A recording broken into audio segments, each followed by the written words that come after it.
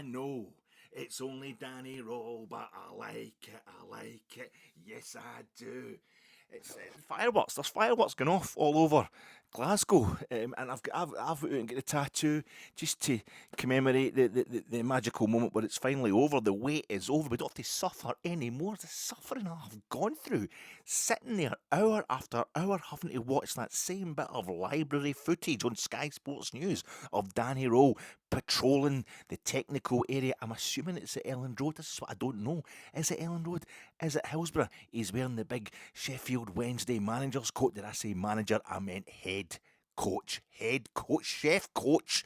Wearing the chef coach coat. It's what Danny Röhl is wearing at whatever ground it is in Yorkshire, and it's got the big owl on it. The owls of Owlerton. You know, they used the Wednesday. Sheffield Wednesday, they won the league title. They've been champions of England under two different names. Sheffield Wednesday and Hillsborough used to be called Owlerton. I don't know if the area is still called Owlerton or what happens, but it's a really, really interesting club. But Danny Röhl, he's on that pit. I've got every time he gets mentioned on Sky Sports News, I'm seeing the same bit of footage, same stock footage, same library footage. I'm thinking, is it that it must be Elland Road? Because I think the main stand at Hillsborough or the technical areas, I think it's bigger than that because that front row is really on the front row. It's right behind them. That front row, and there's a woman sitting there, and she's maybe 60s, to say mid-60s. The woman's in her mid-60s, and she's wearing a Leeds United scarf. What to me looks like a Leeds United scarf. It's white, but it's got blue and yellow bars on it every so often sequentially. You know, kind of. And I think that's Leeds United. I'm thinking, wait a minute. Sheffield Wednesday, they have yellow in their colours. If Sheffield Wednesday had like yellow away kits, am I imagining that? I know they've the blue and the white stripes, and then they've got the black shorts. A lot of times a black touch on the socks, maybe a black fold on the socks as well. It's a smart kit. Sheffield Wednesday, I'm imagining a bit of yellow because what it is next to that woman in the front row, even closer to Danny Röhl as he patrols his technical area at this Yorkshire stadium that hosted games in Euro 96. There's a guy sitting and he's got a coat on, but poking out for his coat, he's got some sort of kind of high collared, like crew neck or polo neck type of thing on, and it's blue, but it's also got yellow kind of hoops on it, yellow kind of pin hoops, and that's reminding me, it's associations, you see, that's reminding me of the Chelsea away kit that they had in the kind of early 80s, Pat Nevin, Kerry Dixon, you know, the blue, they started with the pin hoops, if you like, the pin stripes kind of across the way, and they famously wore it at Hillsborough in a midweek game. When I was a kid, this was the only kind of thing you had to enter. It was only highlights on Sports Night or something like that on a Wednesday night. And I think they drew four each. I think Chelsea and Sheffield Wednesday drew four each. It was certainly high scoring. I'm assuming that would have been the replay because in the days the FA Cup games did get played on a Saturday, or so there'd been a game at Stamford Bridge, or maybe they went to a replay after that. I think it was four each, and it was a high scoring game. And Chelsea, Pat Nevin was playing really well, and he's got it's the all yellow Chelsea kit with the long sleeves, but it's the reverse, or the home kit. Obviously, it's got like kind of blue and maybe grey or blue and red pin hoops across it all the way. It's really smart. Really smart kit, and that's making me think. But if Sheffield Wednesday got a bit of yellow in their colours as well, so maybe that because the guy next to him, next to that other bloke, who's almost right behind Sheffield Wednesday, the Sheffield Wednesday technical area at this unknown Yorkshire stadium that hosted games during Euro 96. He's wearing one of the kind of horrible, all the idiots you would see wearing them, the kind of creepy bloke look for that's about 10 years ago. They wear the kind of great coats with leather gloves. They look like some the kind of Channel 5 Christmas, the American TV movies of what a romantic lead's supposed to be in a kind of Christmas romance type thing, and the guys just all look creepy as anything, you know, and they all wear these great coats and they've got the leather gloves. They look like murderers basically, but they used to have this, it was about 10 years ago, all the kind of Egypts would have that stylish scarf that makes me look smart going out on a Saturday night. You're like, I don't know what's going on between you and your wife, but this is just, and it was a kind of, they do it, and it was an Oxford knot or something like that. They would do it in this kind of mad knot that became fashionable for all kind of Egypts, but he's got one of the kind of scarves on, which you'd get like in, I don't know, Next or something like that. It's blue and it's black, and that's made me thought, well, he must be a Sheffield Wednesday supporter. Maybe it just happens to be the colour he's scarp. A Leeds fan wouldn't wear that to a game against Sheffield. I'm thinking maybe that woman's only in there because she's a woman and the guys are not going to say anything to her. It is actually the front row at Hillsborough that they're at. And she's surrounded by Sheffield Wednesday supporters who are all blokes though, and obviously they respect. It's an older lady, so they're not going to say or do anything. She can sit whatever. Or maybe she's a Leeds United top boy. You know, maybe she is a Leeds United top boy in inverted commas. And because I remember that time, the same spell for Chelsea, kind of mid-80s, West Ham, who also had the pin hoop thing in their home kit. It was kind of grey, or was it white? Across the claret, but they beat Chelsea, was it 4-1 or 3-0 or something like that at Stamford Bridge. Frank McAvenny, Tony Cottee, that season was it 85, 86, 84, 85 that West Ham nearly won the title for the only time in their history. Then they pumped Chelsea at Stamford Bridge, and every time they scored, the ICF would stand up in the middle, right in the middle of the main stand, the bottom tier of the main stand at Stamford Bridge. It's real kind of we're taking your part of the stadium sort of moment, and taking liberties, as they say in that world. But so maybe she's in there infiltrating at Hillsborough, and it is a legit, or maybe it's a fancy Sheffield Wednesday scarf. I'm not into it enough to really know, but I'm not going to have to worry about that again, because you think I've been to Hillsborough like 3 times. I've been to Elland Road twice during Euro 96, and I went to Hillsborough twice during Euro 96. But I also went to Hillsborough to see Sheffield Wednesday playing. It was Leyton Orient they were playing. Was it League One? Was it the Championship? Can't remember, but that's about 10 years ago or something like that. And I'd been to the North, is it North Stand? The one that's in Pevsner's guides, architectural guides to England, but it's the only one that Disney. It's only the only football architecture mentioned in all of Pevsner's guides to England. It's the Sheffield Wednesday. The stand that's opposite the main stand. Is it the North Stand? Is it the East Stand? I don't know what part of the ground it's in, but it's a kind of cantilever, beautiful stand that was built for the 1966 World Cup. And I was in there watching Euro 96, watching Brian Laudrup playing for Denmark for there. But the time I went to see Sheffield Wednesday playing at Hillsborough, I was up the top of the old Cop, right up the top corner that used to be the top of the terracing. When that was the Cop.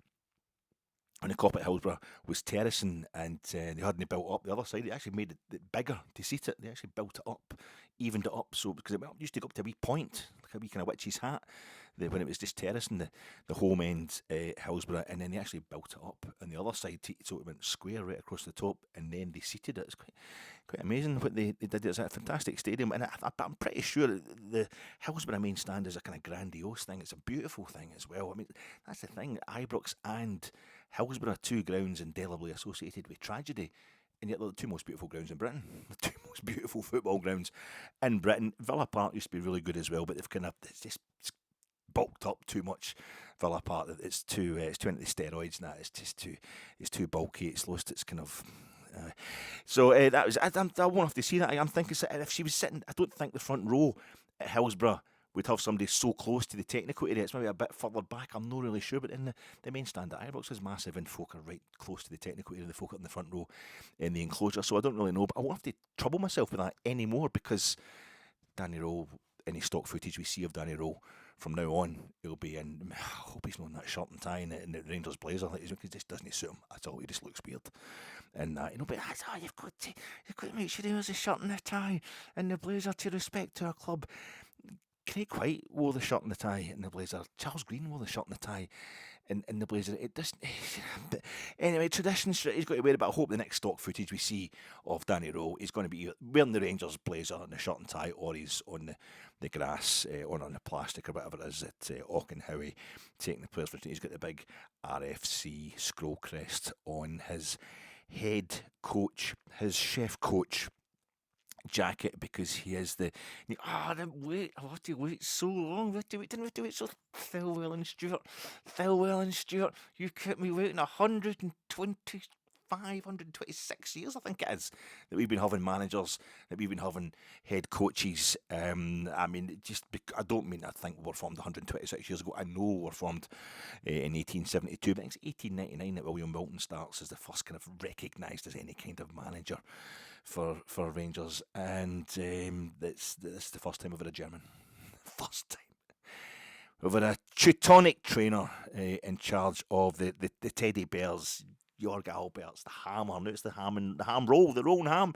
I'm struggling here. I'm kind of overcome with Stefan Kloss, Christian Nerlinger, and now we've Portuguese manager, we've had Dutch managers, we've had English managers, we've had French managers, we've had a Belgian manager, Scottish managers.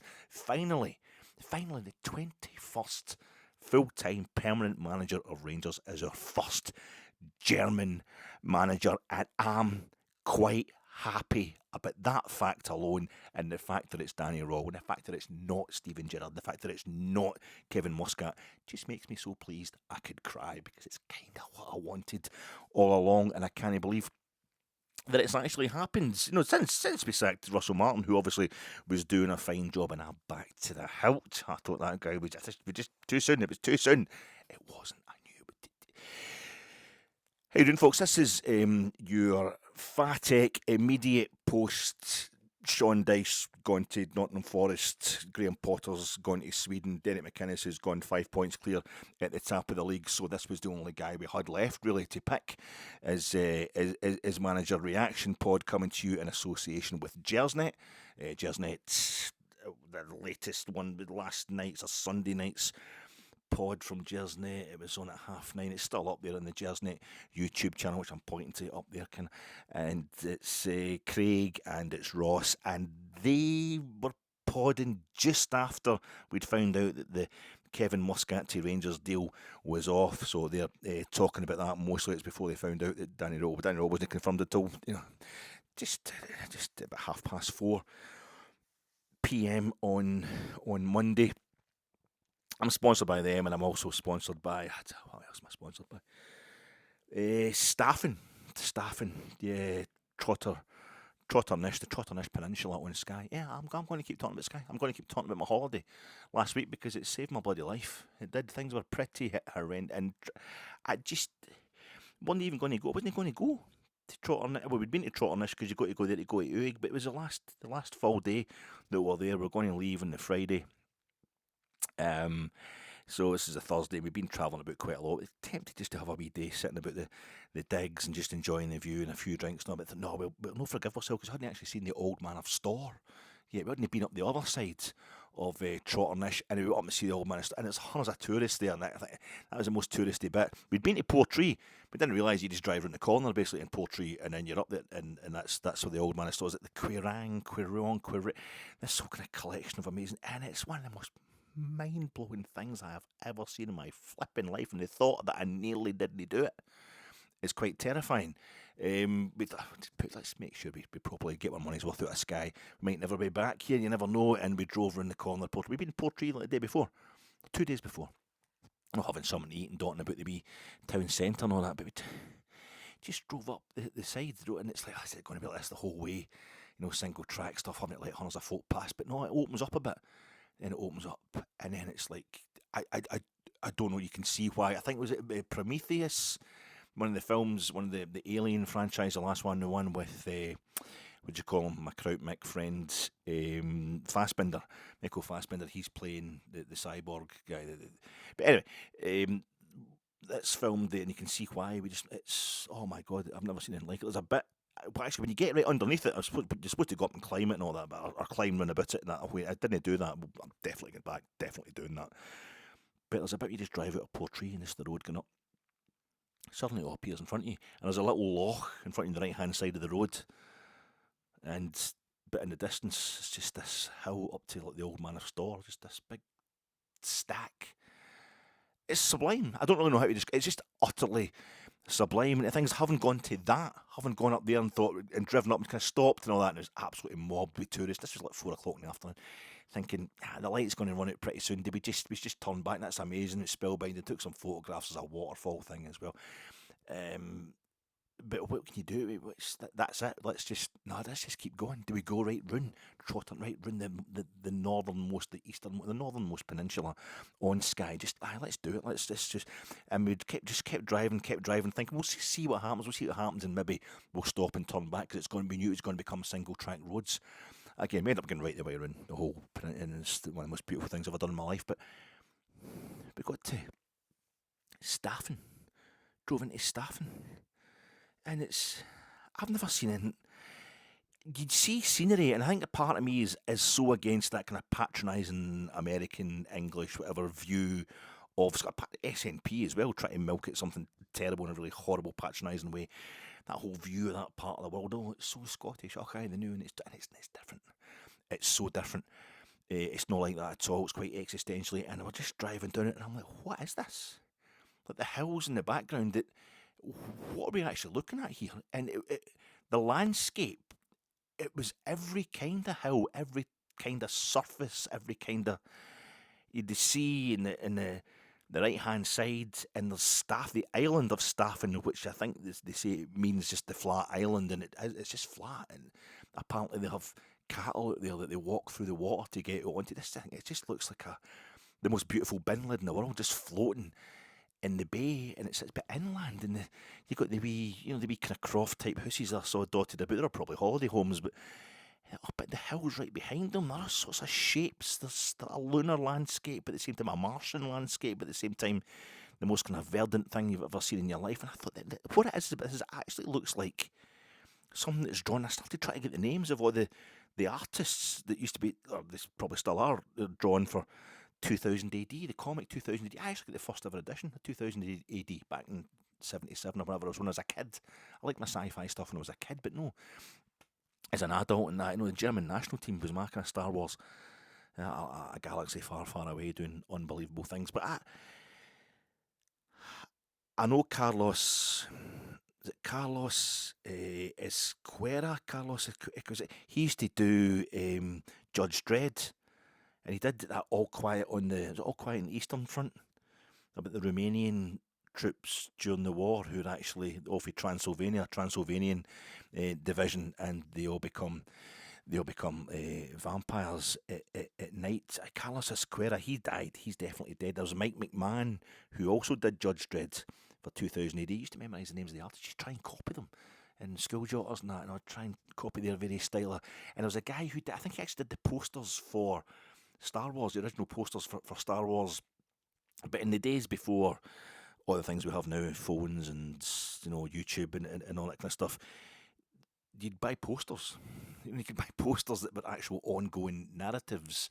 These strange posters used to get in Woolies when I was like kind of 10 or whatever, like kind of 79 into 80, 81. You'd get posters that were like, it was like a block of flats. It'd be a cartoon. It's like a big kind of brownstone in New York, and there'd be different things going on in every window. So as a kid, you could lie there at night and just look at all the different things that were happening in all the different windows. And there was also these sci-fi paintings, kind of sci-fi sketches. And it was a guy, I had to look him up. It was John Berkey. It was John Berkey he was called, and he did the Star Wars posters, but he used to do all these kind of sci-fi, futuristic spaceships and things, and little worlds, lots of detail in them. And it was the way he sketched them and all that. And this is what that looked like. It was like being in one of those drawings. This wasn't a real landscape. It had been sketched by one of these kind of sci-fi graphic artists. I'd enjoyed as a kid. It was completely mind-blowing, and we're driving down towards it, and it's just, you never seem to arrive at it as well. And there was sun. It was that low-hanging October, 4 to 4:30 in the afternoon sun, and I can see by the side of the road and I'm wanting to stop somewhere just to take a photograph, just to take it in. I didn't have time to go out and walk about it and all that. And what can you do? You can't actually take it. You can't consume the whole landscape. There's a kind of, I don't know, kind of pornography about it, where it's like it's showing you something that's absolutely gorgeous, but you can't. You can't really consume. You can't get in there and totally enjoy. It's an unbelievable experience, and I'm driving through. And I can see these flags by the side of the road, and I know I'd learned that a couple of days before, but the Skye flag, the flag for the island of Skye, looks like, and it's a lovely flag, and I thought I'm going to buy one if I can find one. I didn't, I'll forget all about it, because that's what you do when you're on your holidays. You get really excited and you forget all about it as soon as you go back to your normal working life. But I'm going down, and there's these flags by the side of the road, and one of them's kind of pink and yellow, and there's blue behind it, and it's ragged. It's been torn by the winds coming off the water, coming off the Staffin Island, sitting in Staffin Bay as we're going into Staffin, as into Staffin as anybody can get. It's more it's that kind of thing. It's like a state of mind more than an actual place. And there's another flag before that. It's kind of brown, and it's raggedy as well. And in between it, there's a big sign. I'm thinking, what does it say? I'm saying, well, what does it say? Because I'm trying to concentrate on the road. What does it say? Because it says ice cream. And the brown one says coffee. And the one between them says local shop. and but it just everything looked magical. Everything looked and that's why people were stopping at that point because it was a local shop that was selling ice cream and selling coffee.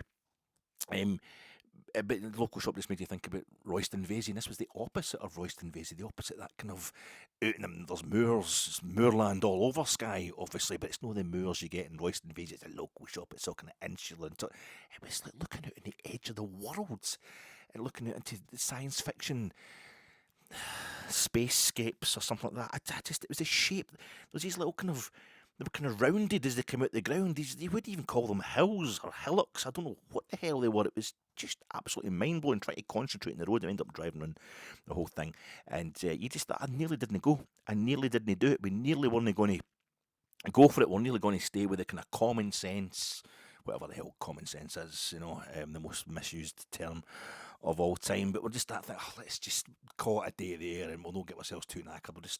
We'll come back another time to Sky. We nearly didn't do it, and I think that's how we're going to feel about Danny Röhl. I think that's how we're going to feel about Danny Röhl. We nearly didn't do it. No, we're angry at Thelville. We're angry at Stuart. Remember during Stephen Gerrard's high point, 55 season 2020, 2021. Remember during the high point of Stephen Gerrard when we're just beating everybody week after week after week, even in Europe playing lovely football. Remember that time we wanted Derek McInnes? Remember, and even back then it was closer. Back then it was close. You're talking 2020, it'd be 3 years before.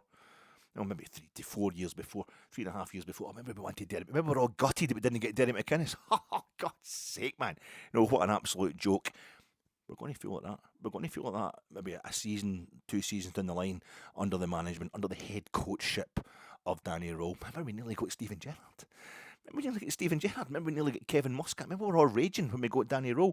That's how I think it's going to go. It's going to be raging at Stuart, raging at Thelwell, who will be sacked if this doesn't work. The same way Russell Martin was sacked. We are going to be okay. We've got the money. I don't understand the total outrage that's going on right now. We're like the fucking IRA when it was like, remember it got to a point in the IRA where just were like blowing up things in London so that it would help them extort a newsagent in the Bogside. Just like that's just we can do that. That's what we can do. So you better get. When I say I'm in the IRA and I want money off you, I'm not just some local gangster. I am, but that's how powerful I am. I'm part of that same organ. I feel as if we're doing the same. The Rangers support list. It's just like we need to stand down. It's okay. We've won the war. IRA didn't. We did. We've got the owners. We've got the. I don't know. It's like we need to just kind of tell ourselves we've got the power still to get rid of. We will sack managers. We will sack directors. We will. If directors want to make money out of Rangers, they want us to be successful. They want us to. I'm watching the Celtic support last night. Watch the Celtic game until you know they're going to get beat. The highlights in sports scene last night and seeing them. Did we give them the rubber balls? Did we give them the same? Did we give them the banners as well with the Red Cross thing through them and just they change the directors' faces that are behind them? Are we mimicking them? Have I not been watching close enough? Are we actually mimicking? Did they first start with the kind of Red Cross through the director's face thing? They've won 14 out of the last 15 league titles or something, and they're wanting to get rid of their director. They're wanting to sack them all. This is brilliant. We should just let them do that. Do you know what I mean? Let them carry on like absolute arseholes. Don't copy them. I mean, we've got the investment. We've got the big money. This is why in the summer I was saying, "Oh, I'm not want to get too excited about new owners because I know they're going to come up against it straight. I know we're going to be wanting rid of them in about 2 minutes. And this is exactly what's happened. Everybody's wanting rid of them instead of enjoying the fact that we've been through so much crap in the last 4 or 5 years. I don't think it's really that big a deal to hang on a wee bit longer, to make sure, to take a few teething problems that are inevitably going to happen. When Dick Advocaat, his first competitive match in charge of Rangers is 3-0 down to Shelburne. 3-0 down to Shelburne of the Republic of Ireland, Shelburne of the League of Ireland in his first European game in charge of Rangers. And they weren't even playing, it was the away leg, but they weren't even playing in Ireland. Shelburne, as you remember, moved the game to Prenton Park, to the Tranmere Rovers. The place is just, it's all Rangers supporters. But yet we're 3-0 down to them. End up winning the game 5-3, and that's fine. We have a no bad run in Europe by the standards of the late 90s for Rangers. And then, his first league game in charge of Rangers, we get beat at Tynecastle. Wins the treble, wins the double the following season. This is a bigger version of that. We're completely changing the whole infrastructure of the club. It's brand new ownership, and we have needed to put an infrastructure into the club for years now. Years. So this is we're 3-0 down to Tranmere. No, 3-0 down at Tranmere, 3-0 down to Shelburne. We had a head coach in who just didn't work at all. It was worth waiting to make sure it just 100% it wasn't working. Oh, we should have got rid of him a lot earlier. I've got folk getting in touch with me, giving it. Oh, like you backed him. You backed Russell Martin. I didn't want Russell Martin as head coach. I didn't want him as man. It's nasty folk getting in touch. And I think there's personal agendas going on as well. Most folk don't really listen to me for a start, which is I always find it incredible when folk take me too seriously. I'm just a Rangers fan, kind of voicing my own personal opinion in the hope that other Rangers fans out there might think, oh well, I'm not as daft as him, or at least I'm not the only person that feels this way. But certain folk getting in touch who I think maybe involved with, I don't know, other stuff that's gets a bit, it's overly personal straight away. There's something kind of sinister going on. But there's a few folk who've been in touch, giving it the old, you were backing Russell Martin. I think he gets sacked after 123 days, and I think he started in June. I think 74, 75 of those days were competitive football days. 17 games. That's it turned out it wasn't too quick. It wasn't too soon that we sacked him. But any quicker would have been. For Rangers, it's quite unbecoming, and you really have to make sure that 100%, especially when the whole thing with Russell Martin was supposed to get worse before it would get better, and it was going to be a couple of months of being worse. He was pretty much on course with that. It became pretty clear. So you need to get to that. You always need to have that game when you just know for sure, and that was the game. The game at Falkirk, after about 20 minutes of that, you thought, this is never turning round. The players aren't playing for him. It's over. And indeed, it was. But that's us 3-0 down to Shelburne at Tranmere, in terms of, if you expand it, for the complete rebuilding of the club, for the inside outwards. That's what we did with the Russell Martin thing, and there's no reason that Danny Röhl won't get us back on it, and I can't see the reason for that. Everybody booing the team off the park, right? That's fine, but this stuff, and it's so much of it is so performative. I see these videos of folk getting up to the main stand, up to the director's box in the main stand to have a go at Thelwell and Stewart and all that, but they're filming yourself. That whole thing of there'll be slag folk rotting. For fans of other clubs, because that's one thing. A big European night at Ibrox, playing Celtic or whatever like that, an Old Firm game at Ibrox. So nobody's filming it. Everybody's just taking wee photographs. I take a few wee photographs sometimes before the game, just to, because you don't get tickets anymore. You don't get paper tickets. I don't buy programs. I put it on my Footballogy app, just a kind of actual souvenir of the game itself. But the phone gets put away before the game kicks off, so we can get into it. But yet it seems that we're all taking it as evidence of how the Rangers support really feels, when these folk are filming themselves just shouting abuse at the directors in the director's box. There's folk that are genuinely upset. When folks start talking about the money they're forking out to support Rangers, you've got a point there, because it's fucking... I went round to Morrison's again today, and the 4 pints of milk, the 2.27 litres of milk, is up again by another 10 pence. It was £1.45 a minute ago, now it's £1.75, and I don't know if it's that kind of stuff.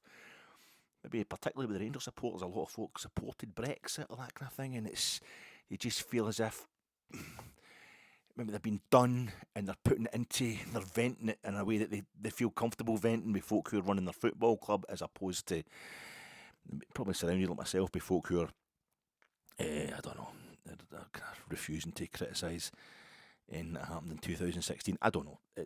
I feel as if it's more of a kind of mass psychosis that's going on with the level of protest, and that banner in the front of the Copeland and Saturday, what was it? Something about you can't hide on the bus. Are they talking about the players should face your failures like men?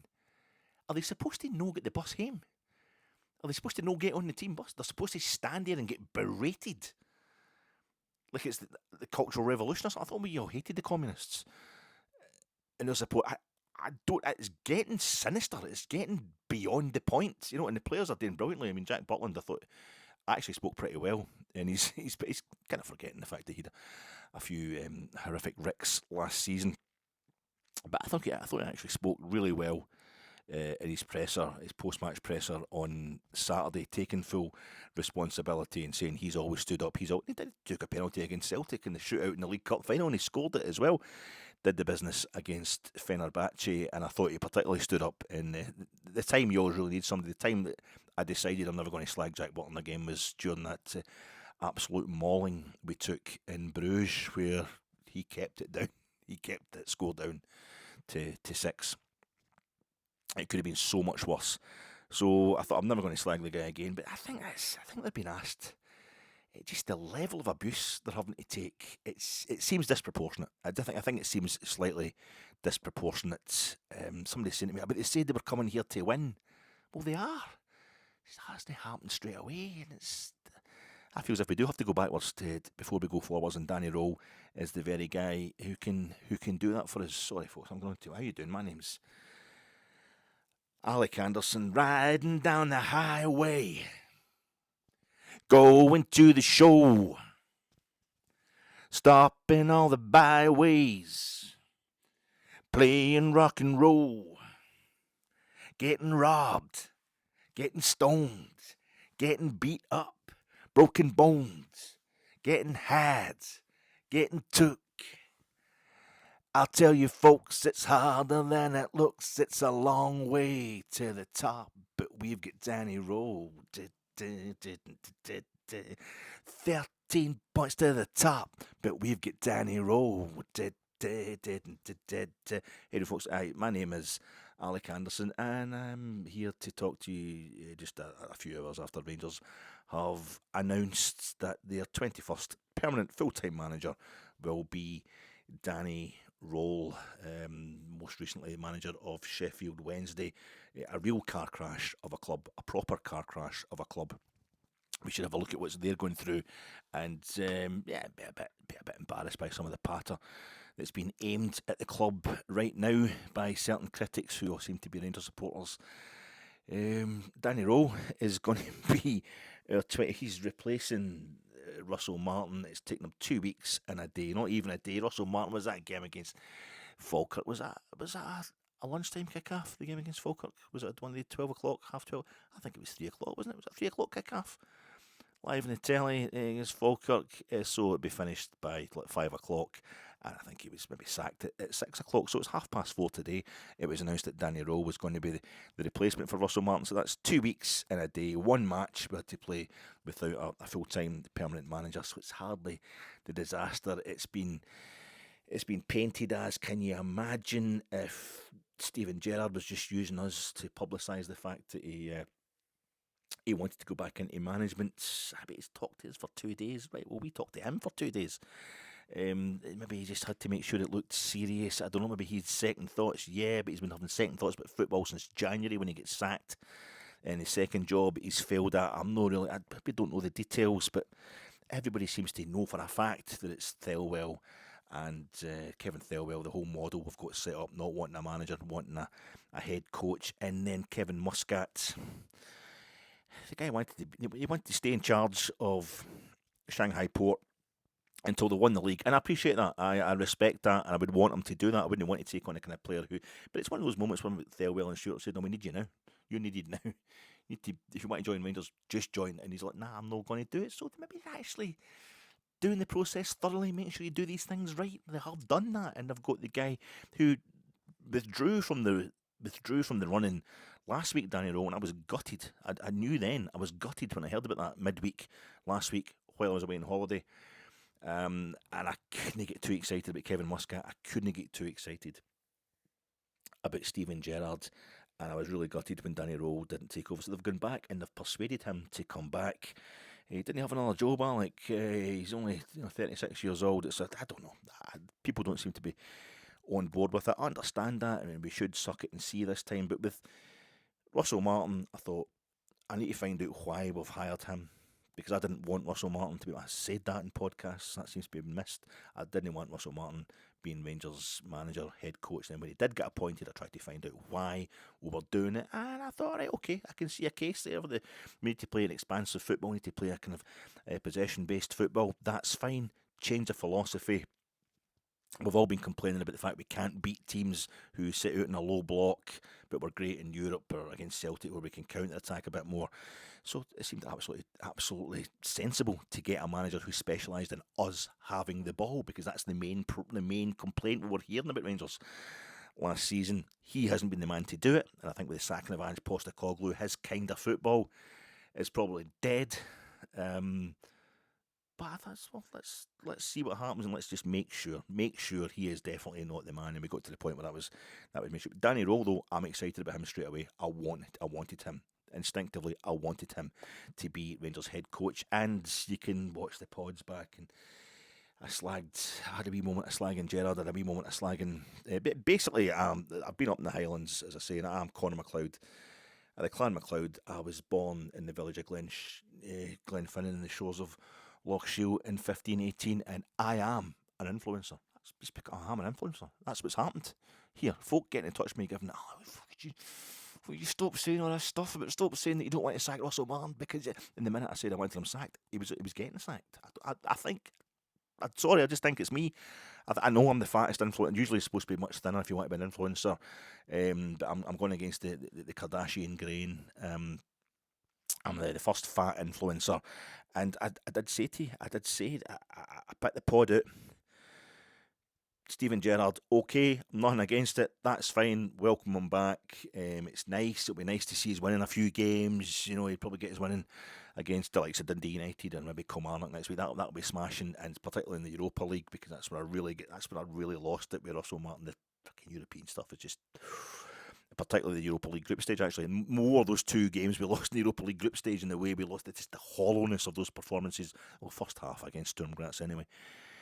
That was desperate. That was worse for me than the Champions League, where Celtic beat 7-1 off Borussia Dortmund last season in the Champions League, and Club Brugge are doing really well. They're a good side, actually, probably a good Champions League group stage regular at this particular era. So it was awful. It's the worst night of my life watching Rangers, probably that game in Bruges. But what hurt more, what was more kind of convincing that Russell Martin wasn't the man, was the two Europa League group stage games, where we were just moribund, as Alan Partridge, or the critics of Alan Partridge, would say. But when it was, I thought, well, Steven Gerrard he'll correct that. He'll make sure we don't muck up against kind of standard fare in the Europa League group stage. But I wasn't particularly excited. I didn't really see it. I felt as if we were going against the model that we'd set up, and that's what Russell Martin failed, because he went against his own style. He was going to fail anyway, but he might as well. When he started just chopping and changing even the style that that he'd preached, and he was failing under that, you think that's bad. That's bad. You've lost faith in your own vision there. So he doesn't make it. I wanted Gerrard back to at least give us basic kind of, let's see Rangers winning again. But nice to win a few games and to have a nice kind of buzz about Ibrox. But I wasn't thinking he was the long-term solution. And then he pulled out. He withdrew. So when he withdrew, I was just, I couldn't really care less. I was quite kind of, not delighted, but I was like, that doesn't really bother me that Steven Gerrard has pulled out. You've got that thing of, you don't have a manager, there's a vacuum there. That's always uncertainty, always breeds tension. It's never good. But without really having it confirmed, the details of why he withdrew, I wasn't really that bothered about it as a process. You interview people, you get into negotiations. If it doesn't work, well, it's not working. And then the Kevin Muscat thing, I felt as if, there's a lot, because he's a bit of a psychopath as a player. I felt he's the opposite personality to Russell Martin, who was, a centre half in the English Championship. He's not exactly a shrinking violet as a player, but I think there was a feeling that Kevin Muscat, having been at the club when they won the treble, one of the trebles that we've won back in 2002, 2003, he would be, he knows about Rangers, and he'd won a few titles with Japan and in China, but I felt as if that was like the Ange Postecoglou thing. We definitely wanted him, I wanted another guy who's failed, kiss of death I am, Philippe Clement, when it was between him and Clement to become manager 2 years ago, at the very time Danny Röhl was taking over at Sheffield Wednesday. And I think then it was more attractive, because it looked like more attractive to a lot of Rangers supporters, because it looked like having won with Yokohama Marinos, the A League, the J League, and having won the A League a couple of times. In Australia, and he'd worked under Postecoglou for the Australian national team as an assistant coach. It just looked like we'd be getting Ange. We'd be getting our own Ange, and that was Celtic had set the pace with him, and we were going to get an impersonation of him. And I think that's faded even more now. I think with the sacking on the Saturday lunchtime of Postecoglou, you've got a real kind of reassurance there as to why we shouldn't be getting Kevin Muscat in. And I wasn't bothered then either. And I did the podcast on Saturday, post-match reaction pod on Saturday, and I just kind of laid it on the line what I thought about Kevin Muscat. But also that I was perfectly, if he's going to come along and, he could be a success, get behind him, might work out fine, excuse me. But when it fell through with Kevin Muscat, I was kind of relieved last night. I was kind of relieved. So I think I'm an influencer in that I slag these guys. I express doubts and it doesn't happen.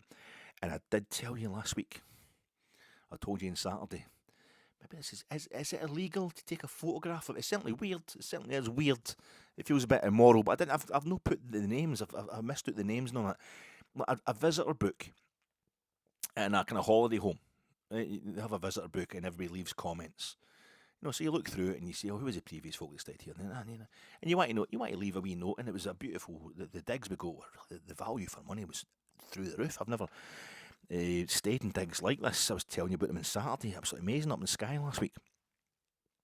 And I was looking through, and I was just flicking through, and there was folk from Oregon. You just flick through the names to see where they're from. There's a few folk from Glasgow.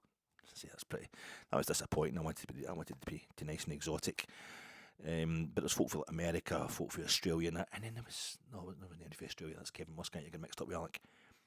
But then there was somebody from Germany that had stayed there in July, and it was from Zwickau. Zwickau was the place, and Zwickau is the birthplace of Danny Röhl. And I'm thinking, Danny Röhl left Sheffield Wednesday in July. Do you think he could just come up here? He come up here on holiday just to suss out, if the Rangers job comes up, what's Scotland like? Sky's nothing like Glasgow, Danny. But it was a different name. It's a guy. But I just took the only thing that they're leaving is just where they're from, the city they're from, and just a comment about the things that they liked about Sky and what they liked about the accommodation. So I did the same myself, everybody, and it's there for folk to look at. So I just took a photograph, and I'm going to put it on my Blue Sky account just to prove that I was in this holiday last week. And at the time, Danny Röhl was favourite to get the Rangers job, and he was maybe his favourite again after Gerrard pulled out last week. I'm looking through the place I'm staying in. I'm looking through the visitor book, and there's somebody from Zwickau had stayed there like a few weeks earlier. I don't know. I just feel as if that's I made it happen. I just feel as if I'm an influencer. I'm making these things happen. I'm delighted. I'm absolutely delighted that Danny Röhl has taken over, folks. So it's been really emotional, troops. There's a few kind of nasty wee incidents of hate mail and that, just one or two. I think it's somebody who's got kind of a personal thing. I don't think it's certainly not indicative of the people who mostly get in touch are absolutely lovely, and that's a vast majority. And you get like a few thousand folk watching your videos, and one person gets in touch saying you're a wanker. Well, that's all right. That's no bad at all. But it kind of sums up the nastiness that I'm seeing in the stands, which I feel as if it's a bit OTT. Even in the last couple of weeks, even when it's happened, they got rid of Russell Martin, and now it's like you're not getting a replacement in quickly enough, and I think the fans want to know everything that's going on, so you're told that with Steven Gerrard, it's nearly happening, and it's almost like, well, if it's going to nearly happen, it needs to happen. Well, it hasn't happened. Kevin Muscat, right, that needs to. Oh, it's a disaster, and we're getting told last night by various people that it was an absolute disaster. It was a calamity, and I don't know how much worse this can get. And Thelwell and Stewart have got to go and all that. And then, less than 24 hours later, they've got a manager who is pretty decent, pretty well respected. I don't know if you saw the Rangers Review interview this Monday afternoon, that would be, or Monday tea time. It had just been announced, and Derek from the Rangers Review is talking to the guy, Naz. I can't remember the fella's second name, sorry. But it's worth watching, go and see that. He's great, the fella. He was on before in the Rangers Review telling us about JD Gassama and how we'd got a £20 million player for £2 million, and the stuff he's saying about Danny Röhl is very, very encouraging. And last week I'd seen other various things about him. Just saying he was a phenomenal coach. He come in to Sheffield Wednesday last season when they were bought last October.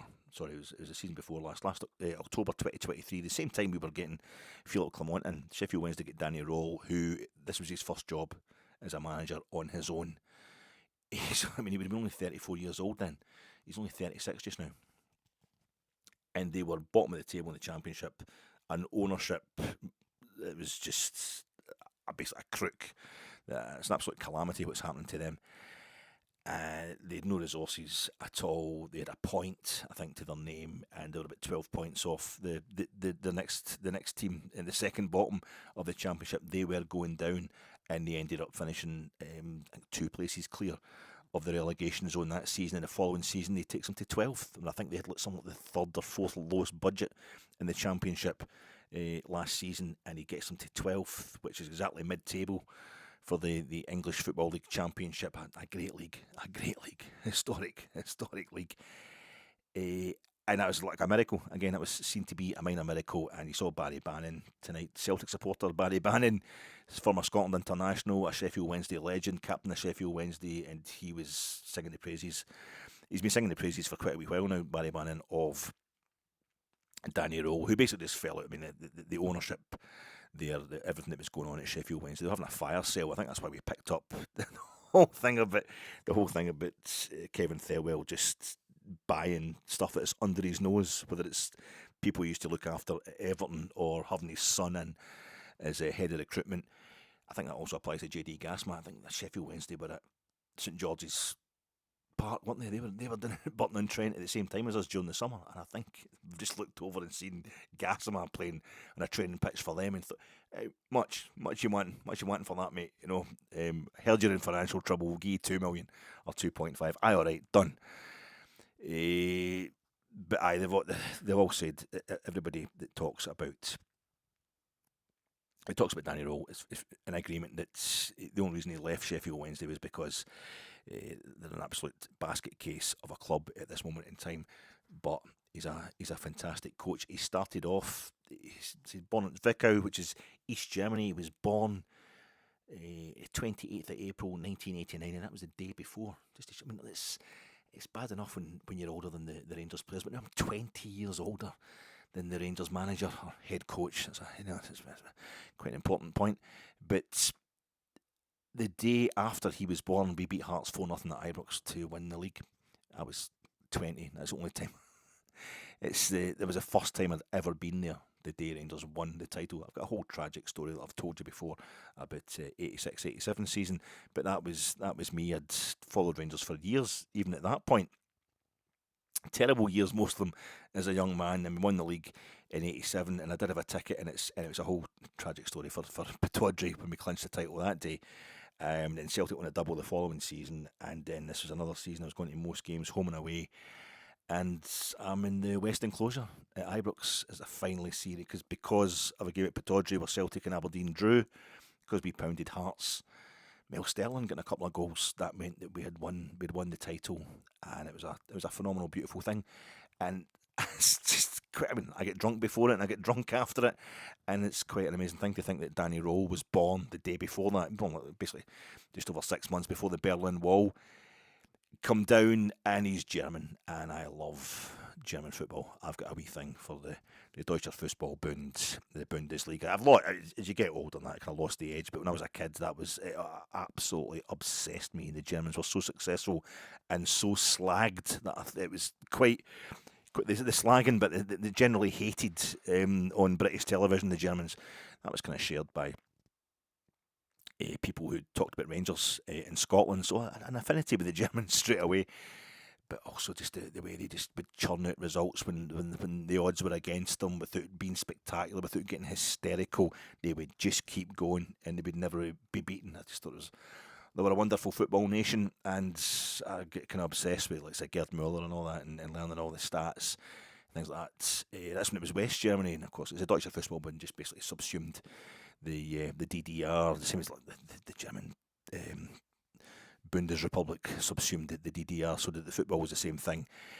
The German national team won the World Cup in 1990, and then they took on the East German, kind of subsumed themselves, the East German national team, into them, with their first game is against Switzerland in Stuttgart in September 1990. So Danny Röhl would have grown up in a world where he's an Aussie, he's an East German, he's from Saxony. We've had an Anglo, and now we've got a Saxon. This is the season that Rangers were managed by the Anglo-Saxons, so that'll keep all the Reform voters and the Tommy Robinson guys really happy. But he's born in Saxony in Zwickau, and he played until he was like 20 years old for kind of East German lower league sides, basically. He seems to have packed in the game when he's 20. I don't know if he's had an injury or if it's one of those ones where he just thought, I'm I'm into coaching. I'm never going to make it as a top professional player. I'm going to become a coaching guru. And within a few years, he was assistant to Ralf Hasenhüttl, Austrian coach. You know Ralf Hasenhüttl, assistant to him at RB Leipzig, who didn't mess about. Lots of money getting pumped into RB Leipzig, the Red Bull Corporation, and Hasenhüttl took him to Southampton when he got the Southampton job, and apparently at that point in time, Danny Röhl's English wasn't the best, but he would chat away to Ralf Hasenhüttl, because apparently the Austrians speak German. That's some nation. They got on like a house on fire. I think he left before they had the 9-0. I don't know if he left before the 9-0 doing by Leicester City, Danny Röhl, but he's definitely left before Ralf Hasenhüttl also took a 9-0 doing against Manchester United at Old Trafford. So I don't know, he can't really be blamed for that. But he got apparently a lot of respect there for everything he did at Southampton as a coach. So much so that he goes to Bayern Munich to work under Hansi Flick at Bayern Munich, and as the Rangers official website was saying today, and as he himself wasn't slow in pointing out in his Rangers TV interview, Danny Röhl, the time he was there, was it 18 months or something? He was there, they won 7 titles. His English isn't perfect, and it might need to get a lot better. And that's what my German, halten Sie mich für verrückt, halten Sie mich für obergeschnappt. What drives us why for Deutschland gegen Ungarn in Weltmeisterfinale Bern. See, my German is absolutely terrible, and I'm memorising phrases here. No, it's not that. It's halten Sie mich für verrückt, halten Sie mich für obergeschnappt. Because Danny, du bist ein Fußballgott. Danny Röhl ist Rangers Chefcoach. So I can't slag MD for being bad at a second language, but he definitely needs to brush up a bit. I think some of this stuff was being lost in translation. The day that he was saying that interview in Rangers TV, he was talking about winning 7 titles, and I think, how can he win 7 titles in 2 years?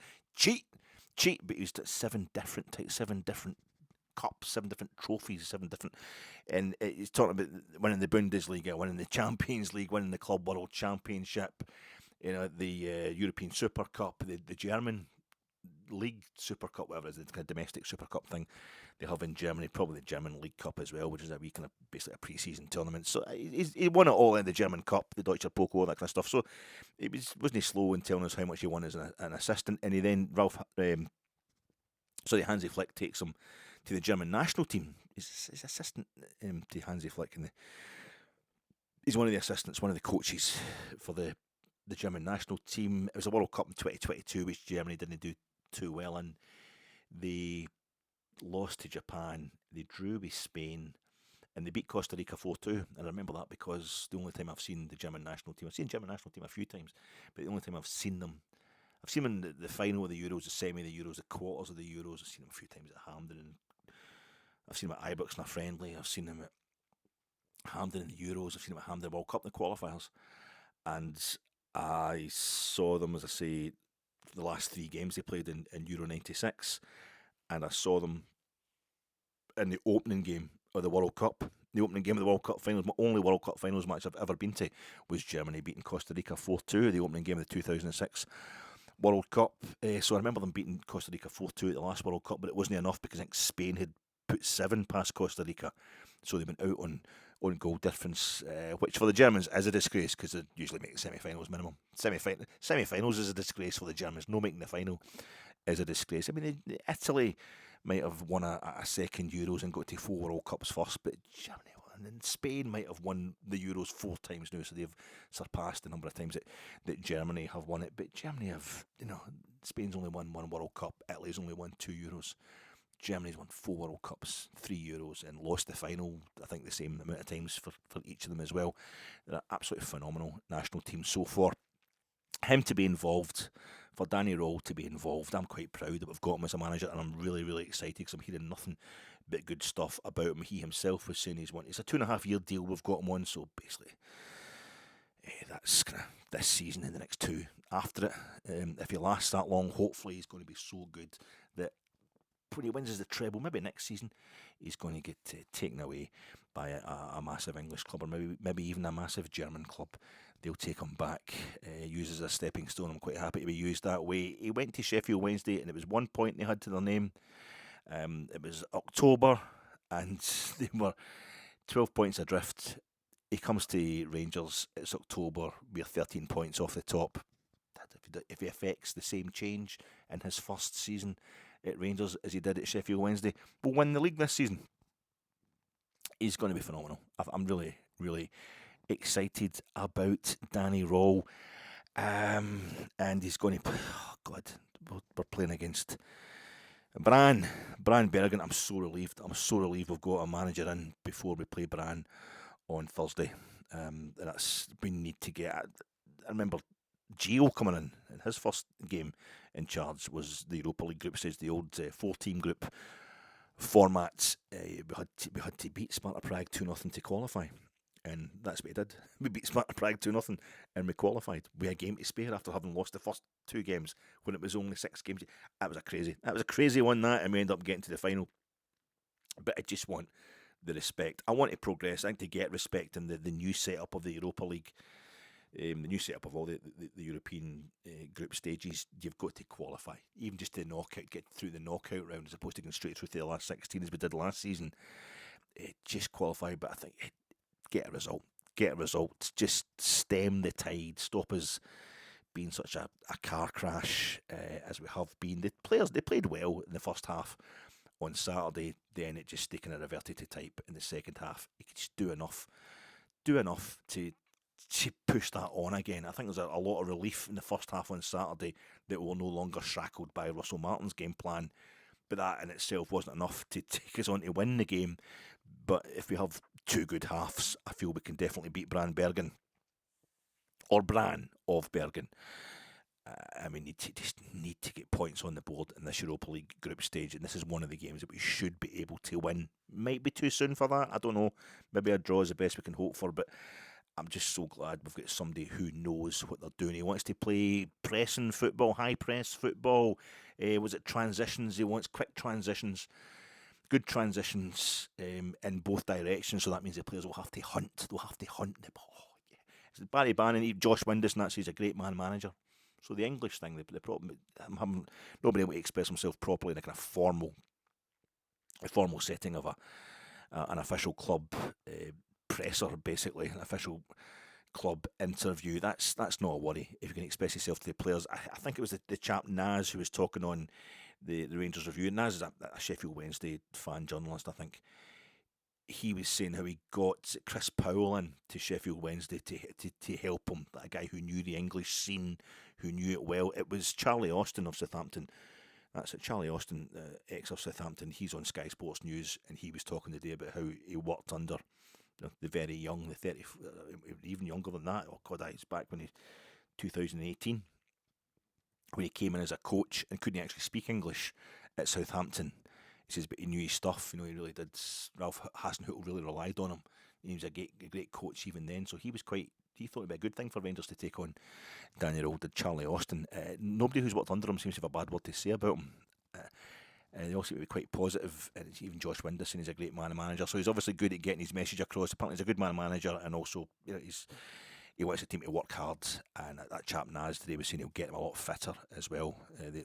He'll get them super fit, Rangers, and that's what we need. We need to just become that in the loveliest way possible, that German machine. And I'm quoting Kevin Keegan there when talking about when Hamburg, highest Val, were 2-0 down. 3-0 down. I think they're 3-0 down to Real Madrid after the first leg of the 1979-80 European Cup semi-final, and they pumped them 5-1 in the second leg at the Volkspark Stadium. He says, we were in the most beautiful way possible, that typical German machine just steamrollered over the top of them.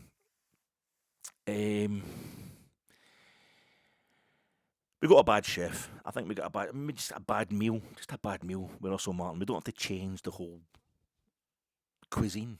You know, you don't become like a good Italian restaurant doesn't become a Chinese restaurant if it serves one bad lasagna. You know, a good Chinese restaurant doesn't become an Italian when it serves one bad sweet and sour pork or something. It's a bad example because German cuisine isn't get the best reputation in the planet, but it's the whole thing of having the head coach working under the general manager. I think Thirlwell does have to step up. I think he has to become more of a presence. And as I was saying in Saturday's post-match reaction, the first time I knew was Kevin Keegan again at Hamburg. Gunter Netzer talking about how when he became manager of Hamburg, he gave Kevin Keegan everything he wanted, and he was still manager of Hamburg when they won the European Cup in '83. I'm thinking, you were never manager. Ernst Happel was the only guy to win the European Cup with two different teams, or he was at that point anyway. Final in 1970, and then Hamburg in '83. You weren't the manager. That's the only time Hamburg are high as well. That's the only time they won the European Cup. You weren't the manager.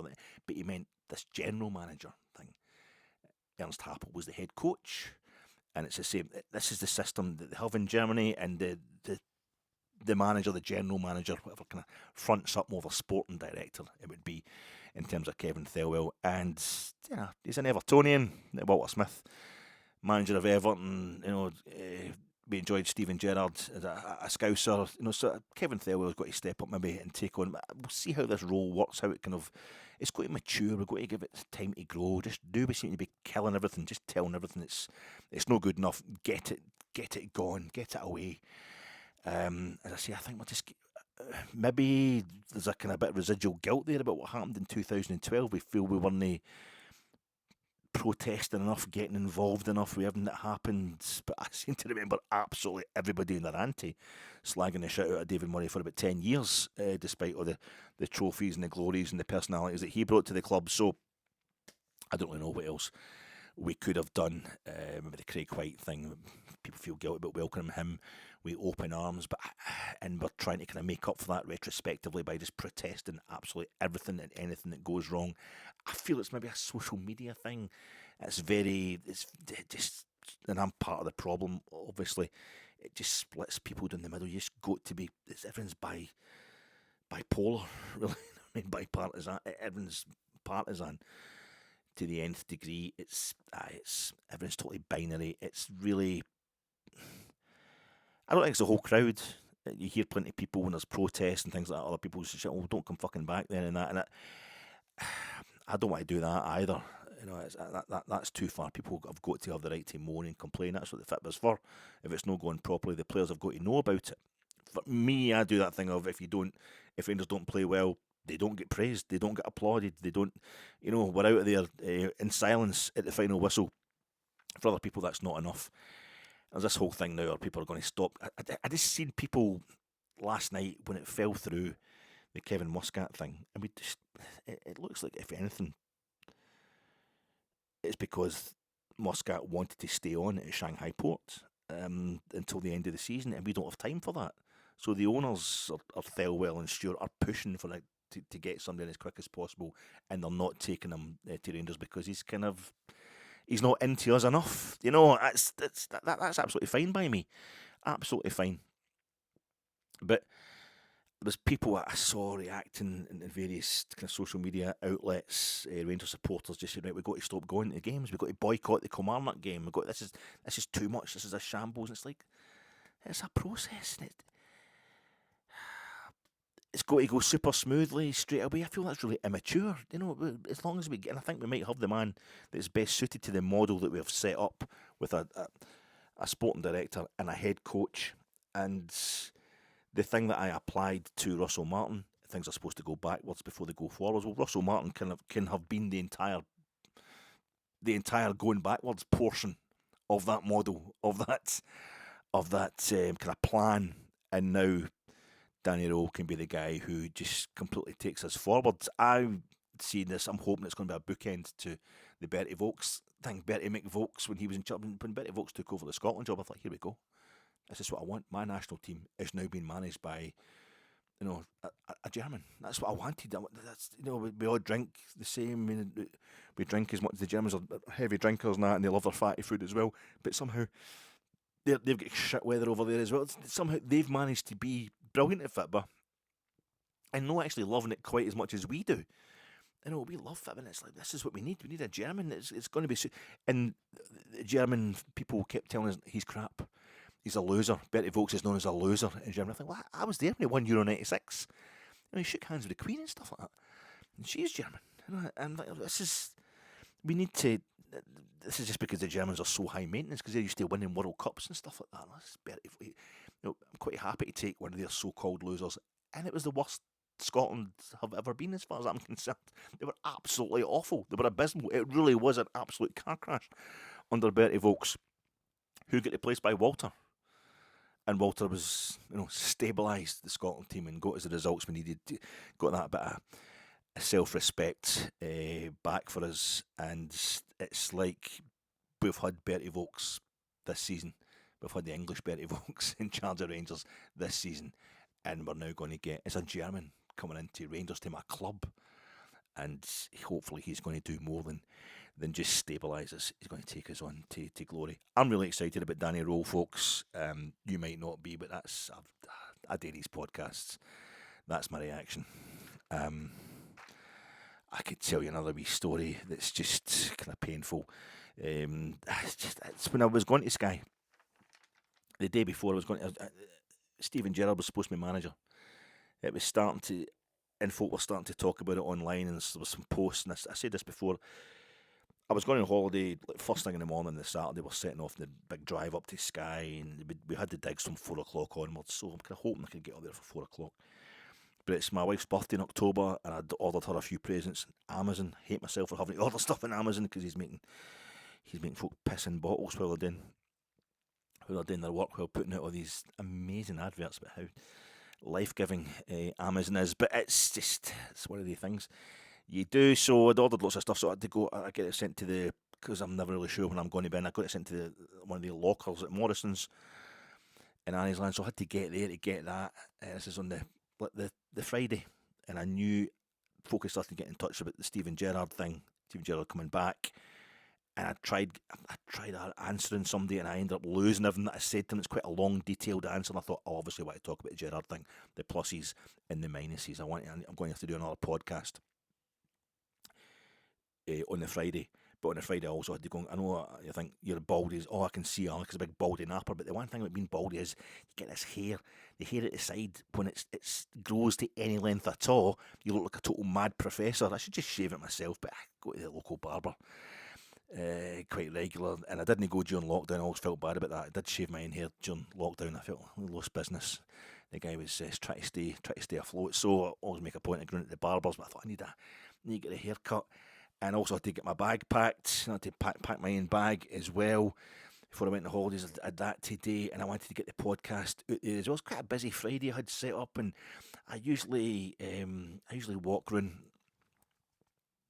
a certain way when at the barbers. I don't go another way because it takes me past my old neighbours, and I've got lovely neighbours there.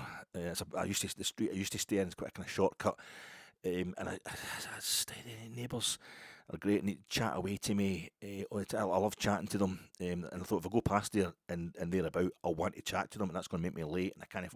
But I didn't have time to, so I ended up, I just went that way because it's a shorter cut, and of course one of my neighbours was there, and I thought, why is it just him and no his wife, and fuck. So that was that conversation, and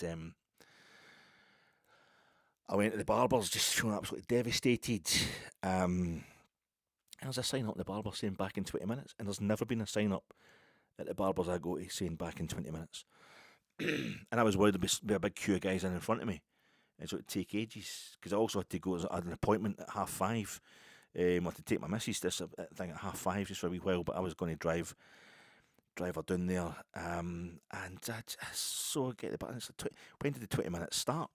So I just started walking up and down the street really to kind of keep myself. I don't know, hang about outside the shop. So when he opened the door, I'm standing there like an absolute head case. Oh, hey, why were you shut? But then other guys were appearing, and they were queuing outside the door.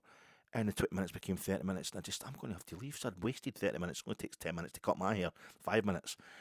And I had to go back to the house, and then she come in, and I'm going to do the podcast. I'll quickly do the podcast before she comes in for her work, and I've got to take her down to that thing at 5:30, and I did and it wasn't because I wasn't because I knew I didn't have all the time I needed. I was trying to rush it, and it just wasn't happening at all. And then we went down to I took her down to the and I had to park the car while I was waiting for. So you go in there, and I'll park the motor here. And it's one of the bits that's got lots of different parking machines round about. It's down at the down the kind of what's that area called down there? It's Argyll Street anyway. So it's kind of west end of Argyll Street, and I'm trying to York Hill, and I'm trying. There's the different parking meters have got numbers on them. You know, you've got to get a code because you've got to get in touch with that Park and Go because it only took cash at the actual machines, and it's got the phone number on it that you've got to phone the phone. So I'm like, oh, I've got Park and Go. I've got the app because I've done that before when I was on holiday. But I had to memorise the phone number and also memorise the kind of 4 or 5 digit code of the actual machine for the area that I was in. So I kind of thought, well, it'll be quicker because I can't really memorise the two things at the one time. I'll just put in the phone number, and I took a photograph of it. So I put in the phone number as a contact, and then I couldn't work out how to put a contact into my phone. It's so long since I actually put a new contact into my phone. So that took me, and then, so I phoned it, and I've got my card ready. I'm sitting in the motor. I haven't got a ticket yet. I'm thinking, if the traffic warden comes along, I'm screwed here. But I'm phoning it, and you get a recorded message, and it recognised my number, and it's saying, "Oh, have you still got that blue Nissan?" And I'm like, "No, I've got the registration number." I said, "No, I sold that like a year ago. This is a different motor I'm in." So I had to go in and cancel the motor that I was registered under for the phone number, and then it wanted to know, well, what's your new registration? What's new car? And I don't remember my car. I'm sitting in the car, and I can't remember the registration. It's nearly a year we've had this new motor, but I can't remember. I've roughly got it in my head, but I was a bit flustered because there's so many things to do and everything been going wrong. And so I went out the front of the car. I had to get out the car. I'm 24 stone. I'm moving quite slow these days. So I get in front of the car, but I've got the thing on speaker. And the recorded message is giving you an example. It's telling you, key in your new registration. For example, if your registration is VX blah blah blah. So because that message is out loud giving me an imaginary registration number, it's making me forget that by the time I get back in the motor, I've forgotten the actual registration number. It's too confusing.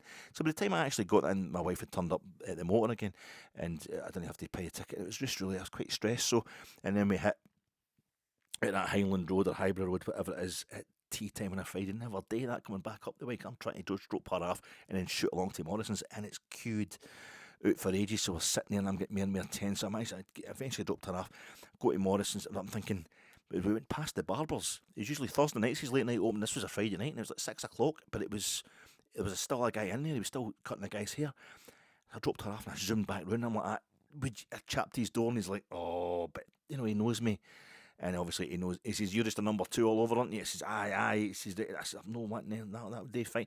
So I managed to blag my way in there. So I got there, and we're talking about how Algeria had already qualified for the World Cup, even though I'd been at the Scotland game the night before. You see, and I was late for that as well because I thought the kick-off was 8 o'clock. It turns out it was 7:45, but I didn't really miss anything, unlike the Greek striker in front of the open goal.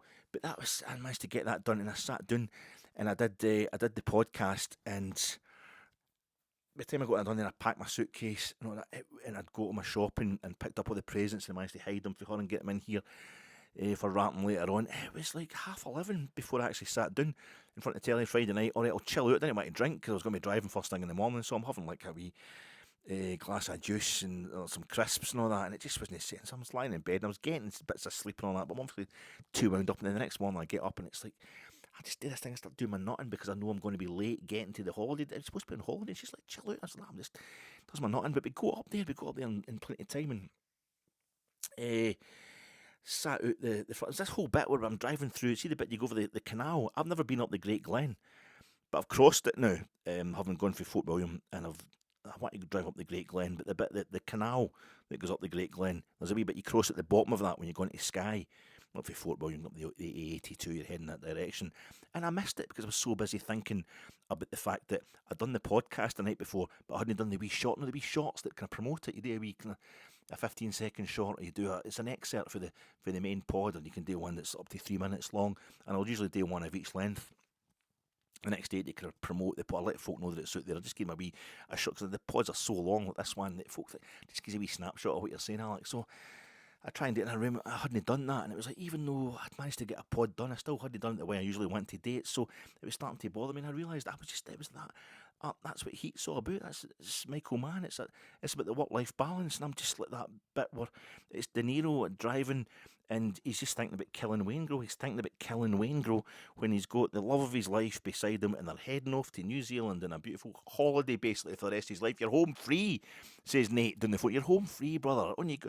I'm home free. I've got to kill Waingro. And that's the end of him. That's what leads to his. He does get Waingro, obviously, and it's well worth it. But I'm thinking, that's what you like. That's the work-life balance. You're not going to kill Waingro, but you want to do this short. You can't think about it. You've got the love of your life beside you in the motor. You're driving away to Skye for a beautiful holiday. You're home free, but you can't stop thinking about the thing that you want to do. And then we get into the place, and I was straight into the bog, and then the voice going, "You get the car keys?" Because I could have been. I think I was doing that, and I thought, oh God, she'd got to sell a bottle of fizz. You could have had that in the fridge, so it was ready quick. And I realised I've got a problem. It's coming from my childhood. I think when I beat myself up, I'm determined that I'm ruining good stuff. I'm ruining good stuff all the time. And then I cracked the can open, even though it was still warm, and it was raining. It was raining. We'd go there and beautiful weather the whole way, and then we get there and it started raining, and that could have been a wee bit. Oh my God, typical. Would say me, we've got to this place and it's raining by the time we get here. We've actually managed to get here in time, and it's still. I made good time getting up there, but it's a wee bit, just a wee kind of smurry rain.